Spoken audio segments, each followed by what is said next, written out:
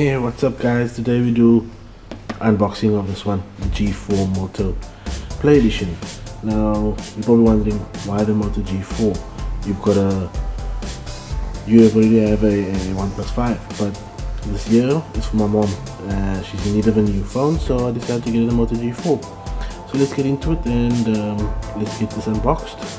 Right guys, so first off, let's open this box up and see what we've got going on inside the box. First off, we've got the phone itself. As you can see, quad core, 8 megapixel front, 5 megapixel front, 8 megapixel back. It's got NFC, 2800 milliamp battery, and it's a 5-inch HD screen. It does have an option for SD card as well. The cover is removable, the back cover, so we don't have a fixed battery. You can remove the battery, so let's just see. Open this cover up at the back. Basically you open it up from here. Just clip it open. I'll show you guys. And there we go, the battery goes in there. So let's see what else is in the box first before we get into the phone itself. Earphones.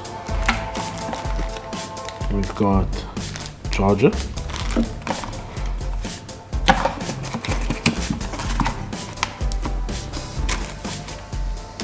battery, paperwork. So let's put all of that back in there for now, and let's put the battery in.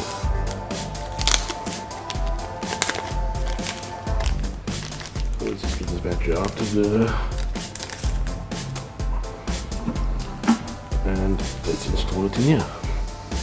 So as you can see, these are connector pins, and we need to install the battery in that way. Let's close up the cover again. Oh, before we do that, I actually forgot to take off this cover over here. Just take that piece off, and let's just do that. So, volume rocker, let's just get in there. That's your volume rocker over there, that's your power button there. You've got your single firing speaker, front facing camera, rear facing camera with integrated flash, little Moto insignia, where your phone, your finger can rest. And let's turn this thing on. Let's see if it's got any power and turn it on.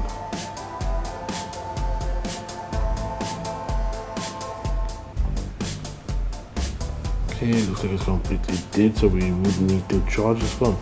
Alright, so let's just recap what's in the box. Like I said, we've got earphones, we've got the charger, which looks to be a US charger with a European adapter, and it is USB, and we've got our paperwork. Okay, so let's go through the setup of the phone, and let's see what we need to do to get this phone all set up nice and sorted for my mom. So flash screen, oh, lovely. We've got some weird language. Okay, let's go through this. And let's change it to English. Do we have United Kingdom English? Let's see what other English we've got. Do we have South African English? I doubt it, but let's go through all the different languages that's available on this phone. Nope, so we're going to have to stick with let's stick with US English for now. Okay.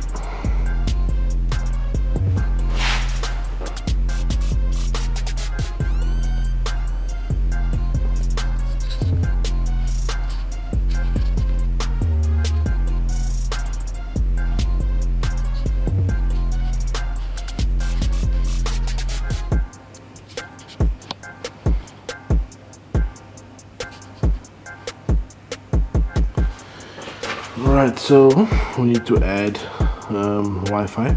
I'm not going to do the Wi-Fi right now because I still need to add the SIM card in and all that. So let's just go skip that for now. Skip it anyway. Okay, accept and continue. Date and time. Alright, so you get the gist of it. We need to go through the whole setup. So let me do the setup and I'll get back to you shortly. Right, we've gone through setup, so let's go and have a look at the phone itself. The screen is nice and crisp. No lag. Very simple phone. It's close to stock Android, basically vanilla Android. There's no screen on top of it. We've got the usual apps pre-installed: YouTube, Gmail, Play Music, your Google Calendar, Drive, Hangouts, and obviously Play Store, and then Play Movies. And you've got your Moto app. Other than that, there's not much going on the phone itself. It is quite simple. It is a straightforward phone. Like I said, the camera, the back is a 8 megapixel. So let's just go next. Just set this up, allow camera access to the device, show. Okay, QR barcode scan, got it. So it's got a QR scanner as well. Let's take a photo and see what this camera's quality is like. Okay, let's see. Let's take another one. Okay. So as you can see, that's the photo that I just took with the phone now. Quite clear. It takes decent photos. It's quite nice. Let's just delete that. Let's get that off the phone itself. Okay. The phone itself comes with a quad-core. Processor. It's got small 16 gig onboard storage. Sorry about that. Let me just get the screen to focus here. Let's just get that down. Okay, so let's have a look at the settings in the phone. Let's see what the phone has got. Let's go about the phone. Okay, so we've got Android version 6.01. September 2016 security patch. We need to update that. Let's see what else we've got. And okay, software channel, Moto G4 hardware information. It's just hardware information. RAM size is 1 gig, ROM size is 16 gig, and we've got a 720 HD display. Now this phone does come in the 2 gig variant as well as the 1 gig variant, but 1 gig will suffice for my mom. I mean, she doesn't really need to have a phone with huge memory because she doesn't use the phone for anything else but messaging and making phone calls. So that's the phone in a nutshell. There's not much that I can do on the phone right now. I need to put a SIM card in and get the phone set up, and also create a Google account for her. And once that's done, then we can continue with that. So I'll leave it at that for now. After the phone is all set up, we're busy doing a software update now.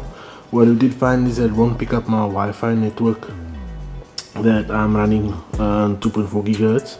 So what I've done is I've created a Wi-Fi hotspot using my mobile device, and I'm doing the update and see if that will pick up the Wi-Fi network.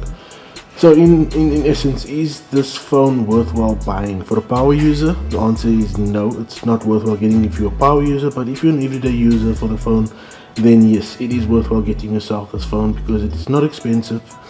It's an inexpensive phone. It's got decent capability, it's got a good camera, and it's vanilla Android, which is a bonus at all times. And like I said, this is my mom, so she does not utilize the full functionality of an Android phone as a power user would.